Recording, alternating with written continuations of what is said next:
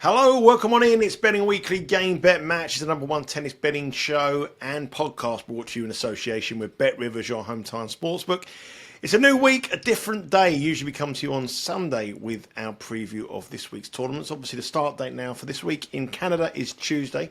But myself and Sean are back. The draw has finally been made. The bookmakers took a bit of time to get the prices out. But They're now live on the websites. And you can head across to Bet Rivers now to set the prices. And only one tournament. It's a 1,000 event this week. It's the National Bank Tournament in Montreal. The oldest tennis tournament. The third oldest tennis tournament on the calendar behind Wimbledon US Open. I did not know that, First but now 1891. Is that right? Most people will know it as the Rogers Cup, wasn't it? It was that for years and years and years. I think they're still a title sponsor of some description, but I didn't know it was that old and storied, I must admit, but now I do. There you go. There's the question of the day. There's the fact of the day. Sean Calvert, our ATP Tour handicapper, is joining me as per usual after what was a strange week last week with the Olympics. Hence the reason why this tournament starts on Tuesday rather than the traditional Monday starts on Tuesday, giving the players a little bit of a break, an extra day off. I'm a bit discombobulated, to be honest. Sorry, man. I'm all over the place now. I don't know what day it is now. I keep thinking this is Sunday and it's Monday. It's Monday. It's Monday. It's got me all confused. Sorry, mate. Carry on. Well, I mean, the tournament's been put back because of the Olympics, and the two players who participate in the final aren't in it. I know. So, and neither is they could have put them on the schedule. Neither is Musetti. Well, the only one that is Felix, who was in the third and fourth place playoff. Everybody else was out a lot earlier, but I suppose they had to do that. But tennis, it's not ideal at all. It's Olympics. They've chucked it in. It's a complete change of surface from what they've been playing on for most players. And then they've got to change back to hard. It doesn't really work, but there you go. Yeah, it is hard courts this week. Obviously, if you look at the previous winners of this tournament, it's littered with some greats of the game. They've dominated between 2004 and 2013, like most tournaments were, by Djokovic, Murray, Nadal and Federer. We saw the end of Murray last week. We potentially saw the end of Nadal last week as well, and Djokovic, he's done it. He's got what he wanted. Yeah. He's completed the set now. So it won't be far to see probably end of Djokovic as well. Well, he's completed tennis now, hasn't he? He's got. I don't think he's got anything else to win, has he? I may be wrong on this, but I think he's won every single thing there is to win. The Eastbourne Championship next year. He's won Eastbourne already. Has he won Eastbourne? Yeah. Oh, that was a random. I thought he'd never won. I think he won that in 2019 off the top of my head. Wow. I think. Pretty sure he did. I think he beat Gael Monfils in the final. I stand to be corrected on that, but I think he has won Eastbourne. So there you go. I suppose the only thing he hasn't done is that you could, but you're nitpicking really on an unbelievable career. Is the calendar slam, the what they used to call the Grand Slam? All four majors in the same year. He hasn't done that, but I don't think anybody else has since Rod Laver. I think in the 60s. Yep. So that's really nitpicking, but. Everything else, every other title, I think, off the top of my head, I think he's won them all. Yep, he's won the lot, and he's won this tournament, I think, 4 or 5 times as well. And Nadal's won it 5 times. List through the previous winners, defending champions Jannik Sinner, who's making his return from injury. How many times we say that? Return from injury. Yeah, Sinner, we should point out that it was a different venue last year because it changes, doesn't it, from Montreal to Toronto each year. It differs each year. So Sinner's the defending champion from last year in Toronto, but the defending champion from Montreal, a lot of people wouldn't remember, was Pablo Carreno Busta. Yeah, he won it in 2022. But anyway, sorry, I'm moving off. Yeah, the subject and this week the tournament, obviously in Toronto, is being played by the women's event, which I've just done a podcast with Roy Girani. He's got a nice pick there, a 33-1 pick to win the tournament. If you want to download that, you can download it on the podcast, Betting Weekly WTA, and watch the show on the Betting Weekly Studios. But this is the men's show. This is Game Bet Match. We're going to go through the draw, through the trends. Obviously, the most important trend is when you're looking at the previous one. This is the one that Sean just touched on there. They change venues. Alternate years here. They go Montreal, Toronto, Montreal, Toronto. Now it's in Montreal. What are conditions like in Montreal? So the winner hit last time was Carreno Busta. And then before COVID, was it Nadal who won it prior to that? I suppose I think what it was, wasn't it? Nadal won it in 2019. Yeah. So if it was in, because they changed the years. It used to be quite easy to remember. But then, because of COVID and stuff, changed the years around. Twanged and twanged. Yeah, that's what they did. So they twixt and twanged it. So I never know which year is which now. I had it down to a T at one point, and now I'm out of kilter again. But the interesting point is that they've changed the surface again. When Carreno Busta won it in 2022, it was on a Deco turf. And for the next 3 years now, both Montreal and Toronto are going to be played on a Hartrue surface, which is the same one that they used in Washington, D.C. last week. It's a 3-year deal in place there. This is the first year of it in Montreal. So it should play quicker than that old Deco Turf one did. And while I say it's the same surface as Washington, D.C. last year, yes, it is, but it's different balls. They use Wilson US Open balls here, which are much quicker. They're lighter. They fly a bit. In Washington, D.C., they use those Technofiber balls that I don't like, and most of the players don't like, and they make it slower. So, in theory, if they've got a reasonably quick surface and they've got pretty quick balls, it should be quite quick conditions. We don't know because this is the first time this has been played. The other thing about Washington, D.C. is that it was insanely hot and humid there last week. It's not going to be that here in Montreal. It should be a bit cooler, quite a lot cooler, 23 to 26. Monday to Saturday. That's the only forecast I've seen so far. So that's quite a lot cooler. That's like 10 degrees cooler. Nowhere near the humidity, so the balls shouldn't fluff up. So it should, in theory, be quicker. There's no point in going through any other trends because it was all played on a different surface. So this is brand new. As far as the underdog winners are concerned, that's always of interest to me. 34% have won. The second round is the best one, actually. 40% of underdogs have won in the round 2 of Montreal. Now, as far as the trends are concerned, only Novak Djokovic in 2011 and Rafael Nadal in 2019 have won this as top seeds since 2005. And there have been some very big price winners and finalists, mainly finalists, but the odd winner, Carreno Busta, 2022. This is of the Canada Masters as a whole. Though this was Montreal. He won 150 to 1. He beat 33 to 1 Hurkacz in the final. In 2023 in Toronto, so only last year, Alex de Minaur made the final at 50 to 1. And again, Toronto 2021, Riley Opelka made the final at 150 to 1. So, because of its position in the calendar, it's for a lot of these players, it's their first hardcore tournament since Wimbledon. So you do kind of get a few upsets. But generally, as you said, the cream does tend to rise to the top. But my interest here will be in an each way big price because I think you can certainly get them in at this venue. And let's have a look at the draw to see where that each way value is. If you look at the top of the draw, there doesn't really seem to be much of a draw advantage for me, just my first classes on it. But Sean will break down his idea of the bracket. In Q1, we have Jannik Sinner, number 1 seed. He's seeded to play Alejandro Tabilo, Tommy Paul, and Rublev. They make up Q1. So that's the first quarter. The second quarter is Daniil Medvedev, Karin Khachanov, 2 Russian players, Ugo Humbert, and Stefanos Tsitsipas. That's Q2. Q3 is Dimitrov, Shelton, Auger-Aliassime, and Hurkacz, who's making a reappearance from injury as well. And in Q4, we have Ruud, Fritz, Rune, and Zverev. So I don't think there's really much in the way of the draws being in terms of the top half and the bottom half in terms of which one's the easiest section. But the one thing I can tell you is the top 8 seeds in this 1,000 event all have buys through to round 2. So they're already into the last 32, and that means buys for Jannik Sinner, Rublev, Medvedev, and Tsitsipas in the top half, and Dimitrov, Hurkacz, Ruud, and Zverev in the bottom half of the draw. I mean, you've looked at this draw a lot better than me. I've been at the physio this morning. I've been diagnosed with a slipped disc, which is very, very painful. I can assure you that. That is not great news, is it? No, it's not great news. But it's shooting down my knee, and that's where the problem is, the knee. So, yeah, anyway, I haven't looked at the draw in great detail. I sort of scanned through it about 25 minutes ago before we were setting up the podcast here. I have. But so just my first... Yeah, so but I'm looking at it. Is there an advantage in this draw? I think it's much of a much. I think the bottom half is the place for value, definitely. Right. The reason I think that is because the more likely winners are in the top half, and I'm talking about Jannik Sinner. I'm talking about Medvedev, people like Tommy Paul, Tsitsipas, even lively outsiders like Humbert, Khachanov, Rublev. These guys, they're all in the top half.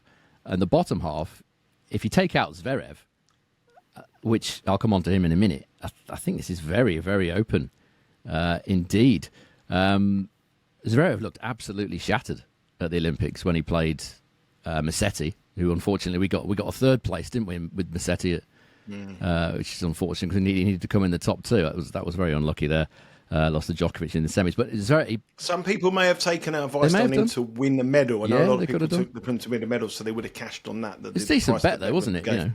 Very unfortunate, really. So to me, Zverev looked absolutely shattered. Musetti beat him straight sets. He looked out on his feet, Zverev, to me. So I think he's opposable. If you take him out of that draw, I'm just looking at it here, the other 3 seeds, both Dimitrov and Hurkacz were both injured at Wimbledon, haven't played since. So, and they had quite bad injuries as well. Dimitrov and adductor. Hurkacz was his knee, wasn't it?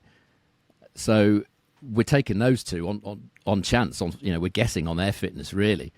And the other one is Casper Ruud, who's not looked up to much at all since the French Open, which is not unusual for Casper Ruud. He has gone well here in Canada on occasions, but not somebody that I'd particularly be wanting to back at. Where's his price? 33 to 1. It's not a bad price, I suppose, 33 to 1, but it doesn't really appeal to me. It doesn't look like he's in. This isn't really his time of year. Much more of a clay quarter, you would generally assume. So I think there's some value in Q3 and Q4. I mean, you want to go through the prices before I break it down a bit further? Yeah, let's go through the prices. I mean, let's have a look at the market. It's led by Jannik Sinner, obviously the Australian Open champion. Has had a lot of injury concerns. The conditions might be a little bit cooler for him and fast. So it might suit. Well, probably he will suit him. But whether you want to trust him at the plus 150, there's no obviously Alcaraz or Djokovic in the draw as well. So that makes the reason why he's a very low price at plus 150 is what you're going to get for the Italian. And he's under Zverev plus 550. As Sean said, there he's the number 2 seed, but he's running on empty and he doesn't look fit at all. I wouldn't bet him at plus 550. Medvedev is obviously the man who's being the go-to man in these American hardcourt events. He's plus 550. Stefanos Tsitsipas is 16. Taylor Fritz is 22. Hurkacz, after a big injury concern, 25. Rublev, 28. Doesn't seem right at the moment. Dimitrov, 28. Tommy Paul playing well, 28 to 1. Ben Shelton showed signs of a little bit of a comeback in Washington, but then he got beat by Caboli. He's 33 to 1. Casper Ruud, 33 to 1. Felix Auger-Aliassime, 33. And Holger Rune, 33 to 1. Sebastian Korda, could we be getting Korda at a nice price here? He's 33 to 1. He just won the tournament in Washington. He's very lucky. We know the talent. We know his talent, but he's a 33 to 1 shot here. Draper at 40 and Francis Tiafoe, who again showed a little bit of signs of a comeback at Washington. So a little bit of encouragement for those 3 Americans with the build-up now in the American hardcourt and the countdown to the US Open. Shelton, Francis Tiafoe and Sebastian Korda and Tommy Paul playing very well indeed. So then, Sean, there's the prices. You like the Q3 and Q4. Who are the players? I'll just briefly expand on what I was saying about Korda. He was incredibly lucky to win that tournament. He was a set and 5-2 down, I think it was, to Kokkinakis. Kokkinakis had match point, was ahead in the rally.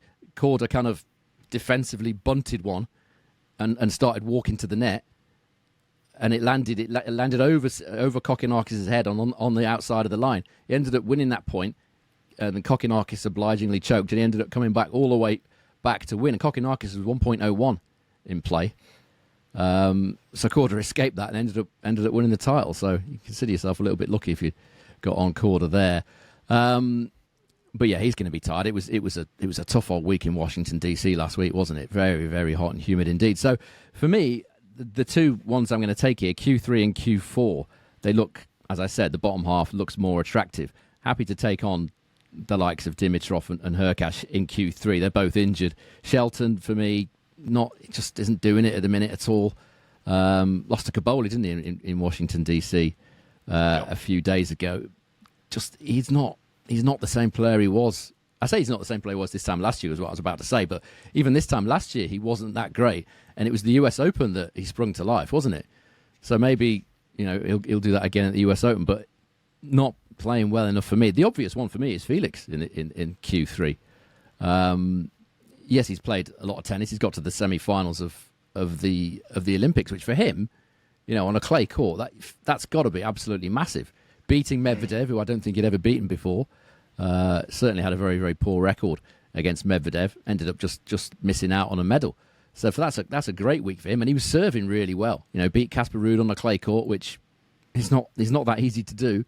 And for him, he must be thinking, "Great, I'm coming back. I've got a really good result at the peak tournament, the Olympics. Only the best get to the semi-finals. Now he's coming to his home tournament where in previous years he's sometimes struggled. He's lost a couple of bad first round matches, but last time he made the quarterfinals here, I believe. I think, he made the quarterfinals last time he came here. So he's coming here in absolutely great spirits. He's one of the few players that's coming here with a bit of a buzz about him.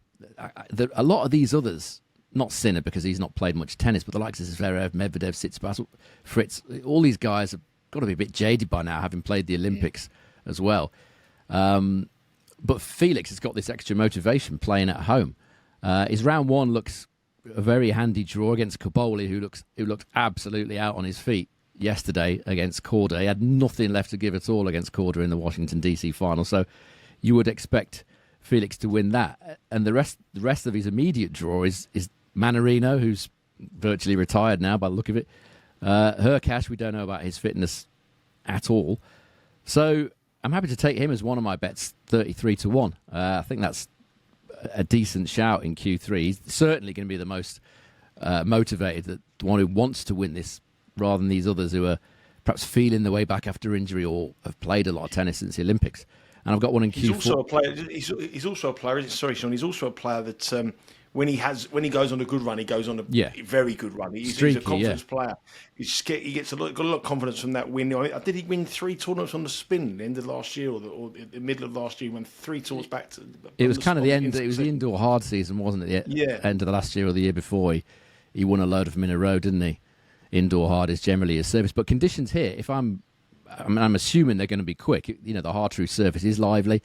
The Wilson US Open balls are quick, so conditions should suit as well. So he's the first one to check down. Yeah, Felix 33-1. Yep.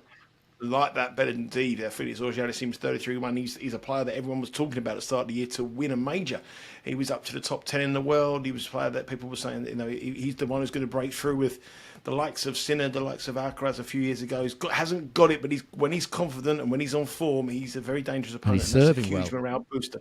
Yeah, That's to get to the key. quarterfinals. I always like that. Well, we highlight this in these shows before. A player who overachieves on a surface that you don't expect him to do well. I always like that. So the fact that he's done so well here, heading into the part of the year where he does really well, I really like Felix in front of his home crowd. 33-1 you can get for Felix Auger-Aliassime. He's in Q3. Head across to the BetRivers website now. The outright markets will be there. There'll be all the matches. We're going to come on some matches in a minute. All the matches we'll be doing. And the tournament starts tomorrow on Tuesday at 11 o'clock Eastern time. So if you when this podcast does drop, head across there to get your future bets on. The first future is Felix Auger-Aliassime. We've also got one in Q4 as well. Yep. Jack Draper for me. Again, he's got a very good draw. First round, Jordan Thompson, who's played a ton of tennis, and he's another guy who looked absolutely out on his feet last time he played. Should be winning that. Then he's got the chance of catching Zverev cold. As I said, I'm not convinced about Zverev. Yeah, he's a very fit guy. That he might have recovered by now, but he looked very jaded indeed against Lorenzo Musetti a few days ago. And a first match on a different surface against Draper, who will have, assuming that he beats Thompson, will obviously have had a match on the hard, and he would have been preparing a couple of days before Zverev, because obviously Zverev went a little bit further in Paris. So I think that's a good situation for Draper. It's a bad situation for Zverev. You wouldn't want your first match on a hard court to be Jack Draper, particularly if it's quick, which I assume it's going to be. Tough situation. Draper made the quarterfinals here in Montreal as a qualifier in 2022. He beat Tsitsipas along the way. Ended up losing to the eventual champion Carreno Busta, but it was in much slower conditions. That Deco turf surface that they used to have here was pretty slow, hence why Carreno Busta was able to win it. The other thing I like from Draper's point of view is not only about the surface being quicker and the balls being quicker, but it's not meant to be particularly hot. You know, anybody that saw him last week against Taylor Fritz will have seen him struggle in the heat. People have seen him struggle in the heat many, many, many times. It's not something that's new. It's not a secret. So the cooler temperatures, 24, 25, 26, that's okay. So there shouldn't be too many heat problems either. So Draper, what is he, 50-1? 40-1, yeah. 40-1. Yep. I think this is a tournament where it has often paid, very often paid, to take a big price one each way, get them to the final. Yeah, okay, he might not beat Sinner in the final if that turns out to be the final, but I'd rather take a chance on these two at these prices than Sinner at plus 150, that's for sure. Yeah, remember, half the odds 1-2 with BetRivers, which means you get half the odds for these players to get to the final. So Jack Draper is 20-1 to reach the final. Felix Auger-Aliassime 16.5-1 to reach the final. And you're taking plus 150 or plus 550 just for Sinner or Medvedev to win it. So that's our strategy. We like the players in the bottom half of the draw to come through to hopefully get to the final and collect a bet before we've even had a ball served in the final. And that's the best way to play if you're looking for profits on the tennis future markets. We do have 4 matches we are going to discuss for tomorrow's action. Now, I did say earlier the action starts at 4 p.m. in UK, which is 11 a.m. local time over in Montreal. Head across to BetRivers website throughout the evening. There's some odds available now on the website, and there'll be more added as the evening goes on. Remember, if you do bet with BetRivers, you'll be able to bet live and watch live on the BetRivers app. So there'll be loads of bets to be added, and you have the comfort of being able to watch the match if you place a wager on the match of your choice. 4 matches here. The first match we are going to discuss is Lorenzo Sonego, the Italian, up against Tallon Griekspoor. Now, Tallon Griekspoor is a player who needs it fast, he needs it quick. He's the tiebreak king. These two have met once before in 2022 in Paris in the Masters indoors. It was a long match. Griekspoor took the first set 6-3, and then Sonego won in a tiebreak in the final set. That was a qualifying match, not a main draw match. Coming into this tournament, Sonego had a heavy week in Umag in the heat there. Some long matches, got through to this quarterfinal. We're playing epic against Serendulu, who went on to win the tournament. And Griekspoor got beat in the round 2 of the Olympics to Carlos Alcaraz. The line here is -162 for Griekspoor, which has been bet. There has been money for Griekspoor during the day. Lorenzo Sonego is +130. Spread is 1.5. Tallon Griekspoor -1.5, -124. +1.5 for Sonego is -103. And the totals, as you would expect in Griekspoor matches, is high. It's 23.5 with under -115 and over -110. Loads of prop markets available on this one as well. I think first set overs looks one that I might be interested in. I'm interested to see where you're going, Sean. Yeah, I think there's a bit of value on Sonego here as underdog. If we look at the last certainly on stats, if you look at the last 12 months and outdoor hard at main level, Griekspoor 33% win rate and a service points won and return points won total of 95. It's not what you want for a -162 favourite. Sonego 38% win rate and a total of 98. So he's a reasonable bit clear on both of those things, on win rate and the service points won and return points won totals. And the thing with Griekspoor in those figures, he only wins 31% of return points. Yes, he's got a very nice service game, the big serve, big forehand, decent backhand. He can win a fair percentage of his service games, but return is what's letting him down. He's not anywhere near top class on return. 31% of return points, not good enough. And he only won 31% of return points when he played Sonego in that match you talked about indoors in Paris a couple of years ago, year and a half ago, whatever it was. So similarly poor on return against Sonego as he is against everybody else on a hard court. So immediately I'm thinking maybe Sonego on the handicap or Sonego on the money line. If we're looking at what they've done in Masters 1000s, the main draw of those in their respective careers, Griekspoor's record's not great at all. 8-16 win-loss at this level, which is a win rate of 33%. Sonego, much better win rate, 44%. 29-37 win-loss he is, so a very respectable record at this level. So he's got a better record in Masters as well. Sonego was unlucky, in Umag when we were there last week. Did you watch that match, Cerundolo against? Yeah. He should have won it, really. He was lucky to lose. Sorry? Yeah. 3.5 hours, I think. When it's 3 hours. It was a long one, yeah. He was very unlucky to lose. Lost it in a final set tiebreak in the end to the eventual champion, Sonego. But he won the service points won and return points won totals by 103-97. He won about 73% of his second serve points, Sonego. He played really well. He was unlucky to lose. He's also had longer to prepare for this tournament than Griekspoor has. Obviously, Griekspoor was in Paris. Sonego, as far as I'm aware, wasn't. I certainly didn't play in singles. So he's had that little bit of extra, a couple of days or whatever, to prepare. So if this money is coming for Griekspoor, I'm not sure what it's based on. It can't be statistics. So for me, Sonego, I'm happy to take him +130. He's not the most reliable of characters, but the stats are telling you what the stats are telling you, and I did like what I saw from him in Umag. So +130 for me, yeah. The only valid reason I can give for the money for Griekspoor is because that everyone expects the surface to be a lot quicker. And we've seen I saw Griekspoor play in Dubai. I saw him play in Miami, where it was very, very fast and very, very hot. And he's used to them conditions. So basically, if they change a court and they expect it to be quicker, they probably think that Griekspoor has an advantage over Sonego. But the stats you have there back that up. But that could be the only reason. There can't be any other reason. Yeah, unless it's some sort of fitness thing or whatever. But Sonego's not got a problem on hard courts. He's big serve, big forehand. He doesn't need a slow court at all. So, and the fact that Griekspoor wins so few return points, it would certainly lend itself to either Sonego or Sonego on the handicap. The handicap's not much, is it? What is it? Plus 1.5, plus 2.5 or something. Yeah, it's not great. You might as well just go with Sonego plus 130 on the money line. I'm happy with those odds, to be honest. Plus 130 currently with Bet Rivers. That is going north though. You might get a better price of that. You hang on to your bets. I think the market is definitely coming for Griekspoor. We might want to hold on a little bit later, but check the Bet Rivers website and the app for the movements on the money line on that match. The next up we have Francis Tiafoe, the American, making a return back. He did play in Washington last week, but he's coming now over to the sort of the hardcourt season where he's loved over in the US Open. He's got to go to Montreal here, and he's up against Alessandro Tabilo. Francis Tiafoe is minus 190 to win. This is a very, very heavy favourite. I know he's playing well. He's made a couple of games, played matches and played well, but is he really minus 190? Tabilo is plus 150. Spread here is 2.5, minus 2.5 at Francis Tiafoe, minus 103, minus 125 for the Chilean plus 2.5. Spread again is high, 23.5 over minus 102, under the favourite at minus 130.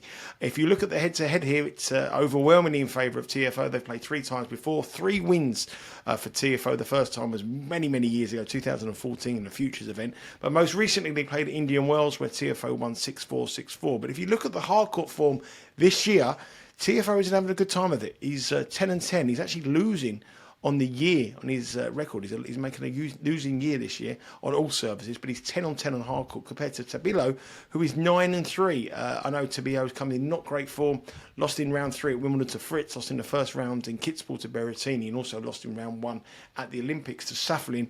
And CFO's come in on the back of a semi-final appearance where he got beat by Korda at Washington. There is always support for Tiafoe. He's loved by the American public. The American bettors, the Canadian bettors do love him as well. But minus 190 is a price that does, for me, look one to avoid. Yeah, not convinced about Tiafoe here. Not at this price. As you said, the head-to-head favours him. That's all it can be based on. But one of them was 10 years ago, and only one of them has taken place in the last 4 years. So, Tabilo's a very different player to the guy who was even last season, let alone 4 and 10 years ago. Tiafoe's got the advantage of having played on hard already, while Tiafoe was in Paris, but his record lately against lefties is awful. Since the US Open last season, he's gone 1-8 win-loss against lefties, and the one win was in 5 sets against Matteo Bellucci at Roland Garros. Obviously, Tabilo's left-handed. He's lost to Kopfer a couple of times. Jerry Shang, Nishioka beat him just over a week ago in Atlanta. So, he has had, career-wise, his record against lefties is pretty decent, but lately it's been awful. Won one of his last 8, and that was against, as I say, someone like Bellucci, and it took him 5 sets to do that. From a Tabilo point of view, he's proven himself on all surfaces this year. Won titles on grass and on a decent-paced hard court up in Auckland earlier on this year. And it's all been based around his serve, really. His first serve has been a very, very big weapon for him. He's held serve 88% of the time away from clay at main level this season. He's no slouch on clay either, semi-finalist in Rome. So on all surfaces, this guy has been very impressive this year. If we look at the stats for just 2024 away from clay at main level, I'm being generous to Tiafoe there by taking clay out of it.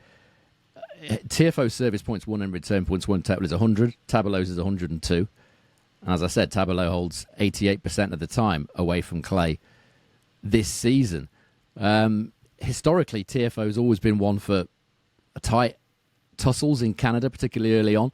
7 of the 10 opening sets he's played at the Canada Masters have gone over 10.5 games.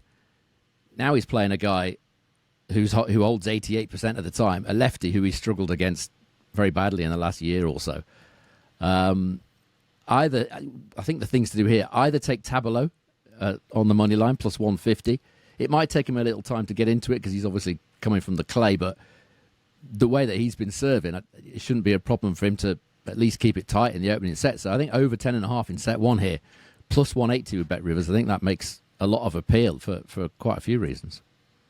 Yep, the winner of this match, Tiafoe, Sorry, I'm looking at the Tiafoe one. I'm looking at Tabilo Tiafoe will play Griekspoor or Sonego. Yep. So there's incentive to 2 matches there. Will play each other in the draw there. I got a bit confused. I was looking at the one below there as well. So that's halfway through the matches here. The penultimate match we want to discuss is between Alejandro Davidovich Fokina up against Roman Safiullin. Davidovich Fokina is minus 136. Safiullin is plus 110 spread. 1.5 minus 106 for the Spaniard. Minus 120 for Safiullin, who is receiving the start. Total 22.5 with over minus 129 and under even money. Davidovich Fokina reached the quarterfinals. Start 16 last week at Washington. We got beat by Caboli. Safiullin was heartbreaking when he we needed one more game against Alcaraz to cover our overs, and he didn't do it. Lost in straight sets against Carlos Alcaraz in round 16 in the third round at the Paris Olympics. So Safiullin's coming here losing money for us, and we want it back. Safiullin, how are we going to get it back in this match? This line's changed a little bit since I initially wrote these notes. Money's come for Safiullin. He was plus 132 when I wrote this. That's long gone now. The plus 110's under pressure. Yeah, I mean, plus 150. This could be a good time to play Davidovich Fokina after he had yet another one of his epic choking fits last time out in that match against Caboli. For people that didn't see that, Davidovich was 4-1 up in the deciding set against Caboli, and then he was 6-2 up in the final set tiebreak, and he found a way to lose. And this is not new for Davidovich Fokina. He's done it so many times.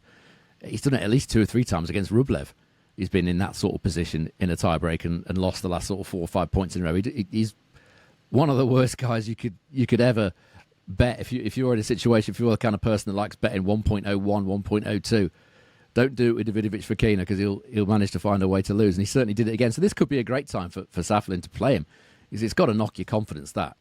And Safiullin comes here having played well in Paris. Yeah, he lost to Alcaraz, but he played very, very well prior to that. It's no disgrace losing to Alcaraz in a big tournament at Roland Garros. And Safullin's hard court stats are just a squeak better than Davidovich Fokina's. Not much in it. Last 12 months on outdoor hard at main level, Davidovich and Safiullin both have a service points won and return points won total of 103. Safullin's just a fraction ahead on the service hold and break totals, 106 to 105.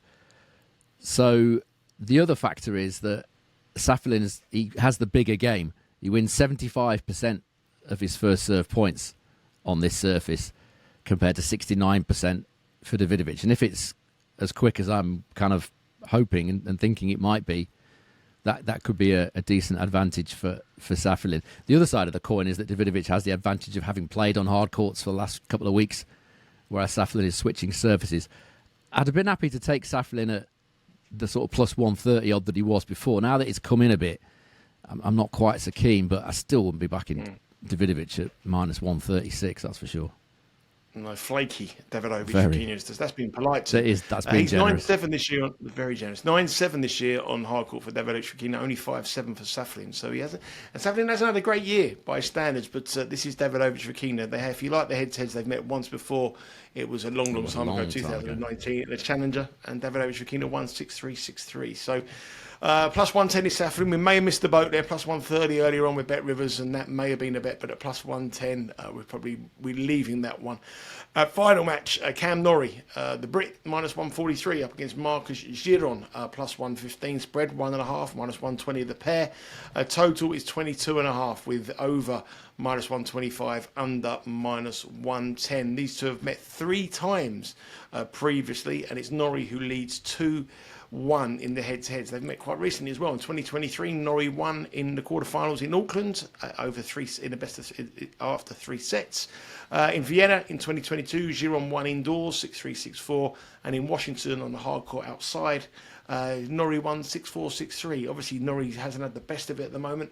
His last match, he got beat by Nadal in Borstad, which on paper you would think, well, it is Nadal, but this isn't Nadal that he should be probably beating Nadal. Should have probably beaten Nadal. That was probably as well. Rafa's one of his best results of the week. Everyone else took him to 3 sets or 2 very, very long ones. Norrie just wasn't in it, but I'll talk about that more in a minute. Giron won the tournament in Newport. He beat Mickelson in the final, and then he had to travel to the Olympics where he ran into an informed Auger-Aliassime and got beaten in the first round. But you can forgive him for that because he's made a long travel from Florida across to Paris. Probably weren't in it. Got a little time to rest. But again, talking about money, the build-up to this match, all the money with Bet Rivers is for Cam Norrie. And he's minus 143. I'm not convinced by this price to Cam Norrie, minus 143 at all.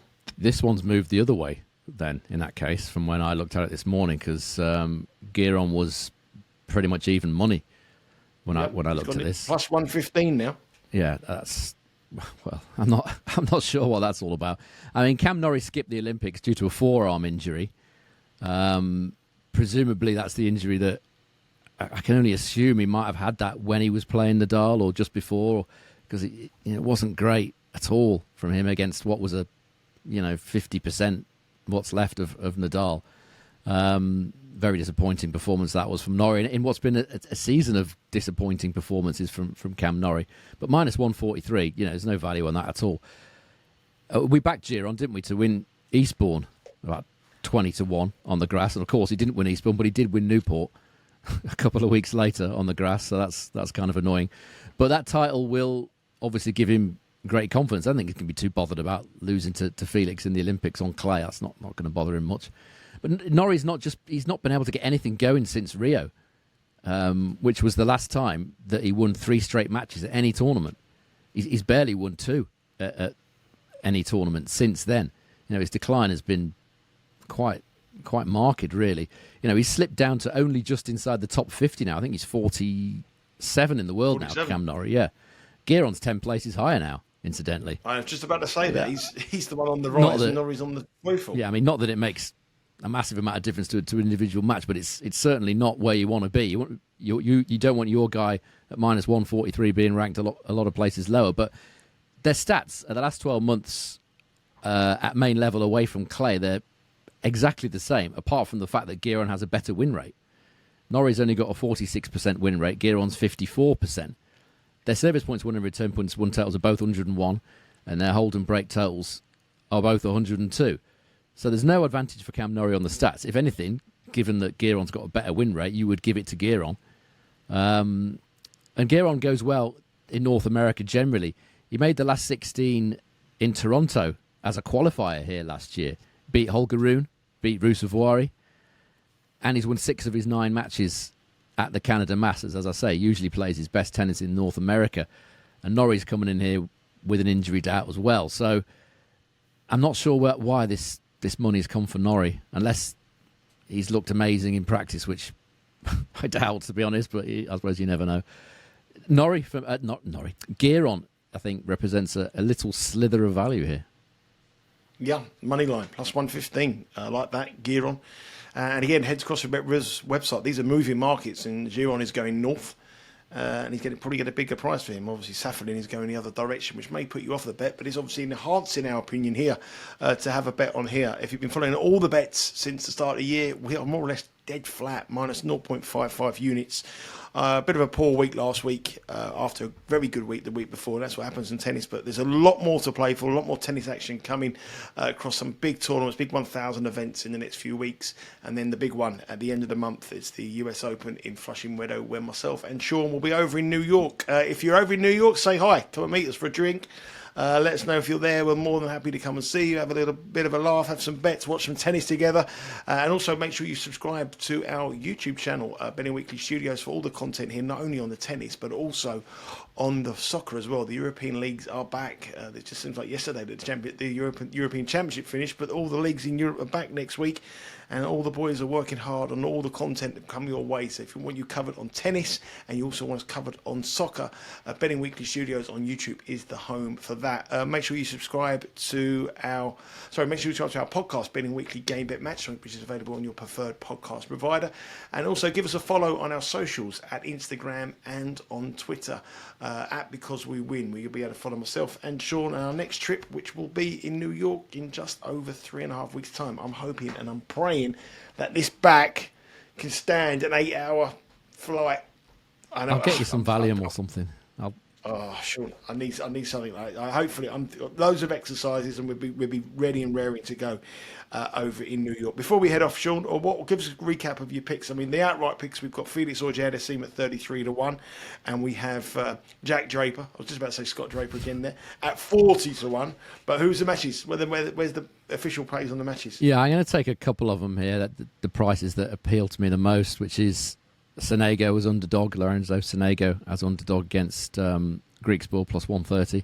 I'm going to take a chance on the set one overs in the match between Tiafoe and Tabilo. I expect that to be a little bit tighter than the odds suggest. That's over 10.5 games in set one is plus 180 with Bet Rivers.